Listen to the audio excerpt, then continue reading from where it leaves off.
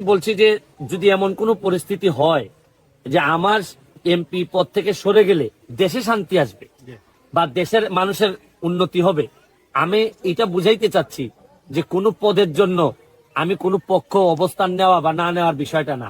আমার শুরু করিতেছি মহান আল্লাহর নামে, যিনি পরম করুণাময় এবং অত্যন্ত দয়ালু। দেশ অনেকটাই গরম।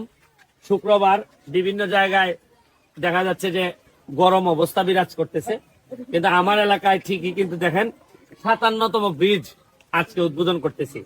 কারণ এখানে অনেক মানুষ আছে যারা জীবনে ঠিকমতো কলমাও পড়তে পারে না। এরা না মেধা না কোটা এগুলা নিয়ে এদের চিন্তা নাই। এদের চিন্তা হলো সামান্য একটা ব্রিজ দিলে এই ব্রিজে পার হয়ে তারা যাইতে পারবে।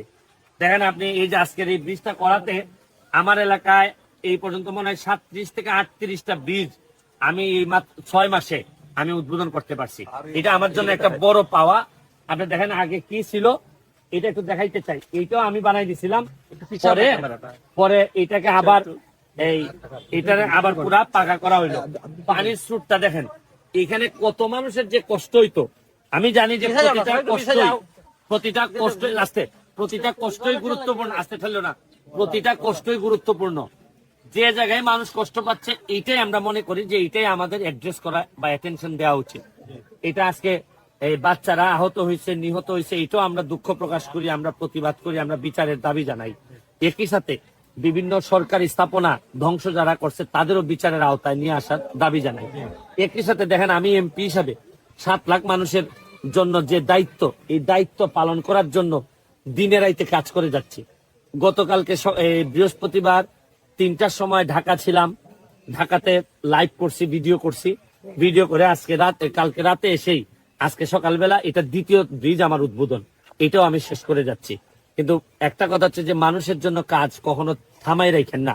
হয়তো আমি রাইট হইতে পারি, আমি রং হইতে পারি, কিন্তু একটা জিনিস আমি বুঝি যে মানুষের কষ্ট নিবারণের জন্য কাজ করলে এটার পুরস্কার স্বয়ং রাব্বুল আলামিন দেন। আচ্ছা ভাই, দেশের শান্তির জন্য আপনি কেন এমপি পদ সরে যেতে বলছিলেন? না, আমি বলছি যে যদি এমন কোনো পরিস্থিতি হয় যে আমার এমপি পদ থেকে সরে গেলে দেশে শান্তি আসবে বা দেশের মানুষের উন্নতি হবে, আমি এটা বুঝাইতে চাচ্ছি যে কোনো পদের জন্য আমি কোনো পক্ষ অবস্থান নেওয়া বা না নেওয়ার বিষয়টা না। আমার কাছে মুখ্য উদ্দেশ্য হচ্ছে কি শান্তি ফিরাইয়া নিয়ে আসা।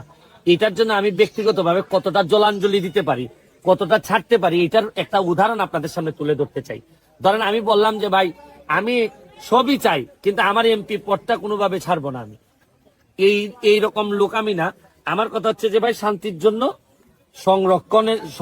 সংবিধান সংরক্ষণ এবং শান্তির জন্য আর দেশের সরকার যেভাবে বিচার আচার করতে চাচ্ছে এইগুলার পথ করে দেওয়ার জন্য আমি আমার যে কোনো ধরনের স্যাক্রিফাইস করতে রাজি আছি।